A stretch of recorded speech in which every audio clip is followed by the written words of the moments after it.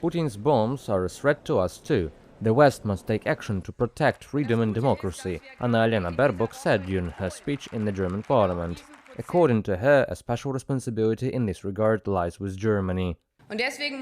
His bombs threaten us too, and that is why we must make it clear next week in Washington. Putin's Russia will remain the greatest threat to our security and freedom in Europe for the foreseeable future. Supporting Ukraine is not a charitable gesture, it is an investment in our own security and our own freedom. Meanwhile, Finnish border guards announced a cluster of migrants from Russia. According to their country's president Alexander Stubb, Russia is capable of moving more than 1,000 migrants to the border with Finland in a few hours.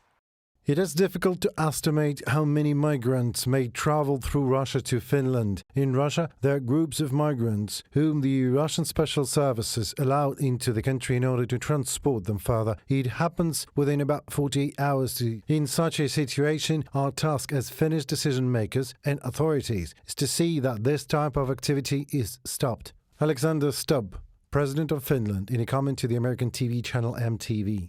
In 2023, Finland closed its own border with the Russian Federation amid the increase in number of illegal immigrants from Russia. Helsinki accused Moscow of using migrant flows as a hybrid weapon against EU countries. In May 2024, Finland and the UK signed a strategic agreement to strengthen ties and counter the threat of Russian aggression. This was stated by British Foreign Secretary David Cameron. According to the document, both countries will jointly counter Russian disinformation, cyber attacks, and support Ukraine. Following Russia's invasion of Ukraine in 2022, Finland joined NATO and sealed off most of its border with the Federation. Countries of the European Union, each of which builds the security in its own way, and in general this dome is then already called the European Union. We need to talk about individual countries of the European Union which are considering together with European institutions and building this security system, which could, together with NATO, ensure maximum protection of the territory and citizens from a possible attack by the Russians.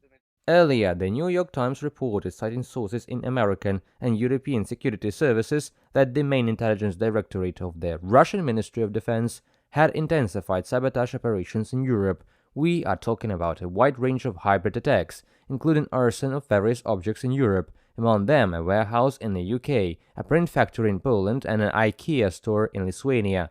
According to the American publication, Russian sabotage is part of the Russian campaign to undermine support for Ukraine too. Reported by Krystyna Dąbrowska, Paweł Osztermach, UATV News.